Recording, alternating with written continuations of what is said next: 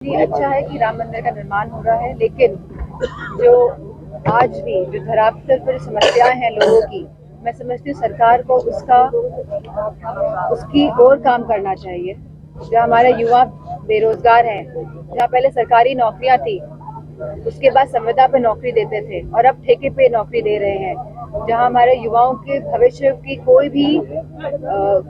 भविष्य नहीं है। अभी भी लोग नहीं जान पा रहे हैं, सरकार यह नहीं जान पा रही है कि लोगों की समस्याएं क्या है, कहाँ स्वास्थ्य की समस्या है, कहाँ शिक्षा की समस्या है। और बिना शिक्षा के कोई भी समाज आगे नहीं बढ़ सकता है।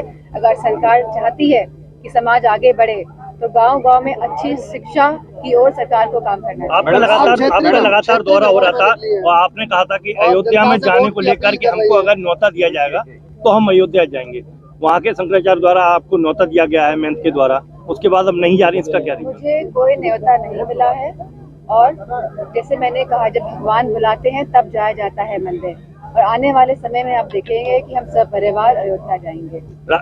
शंकराचार्य विरोध कर रहे हैं राम मंदिर में, जो रामलला की प्राण प्रतिष्ठा हो रही है, इसको किस तरह से देखते हैं?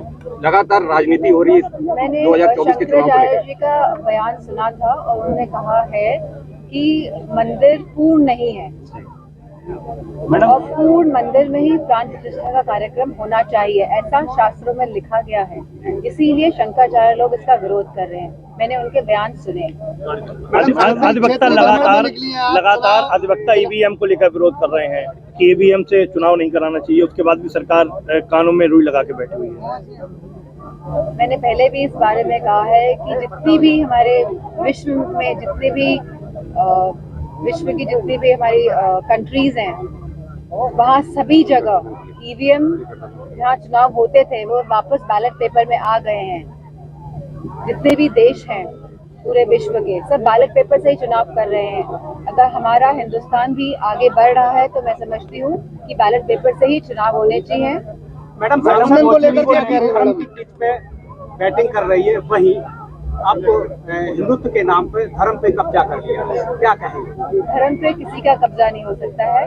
धर्म सबका अपना एक पर्सनल मैटर है, और मैं समझती हूँ धर्म का उपयोग राजनीति के लिए बिल्कुल नहीं होना चाहिए। सरकार ने एक आदेश निकाला है कि 16 साल की उम्र में जो बच्चे हैं ना, वो कोचिंग नहीं पढ़ेंगे।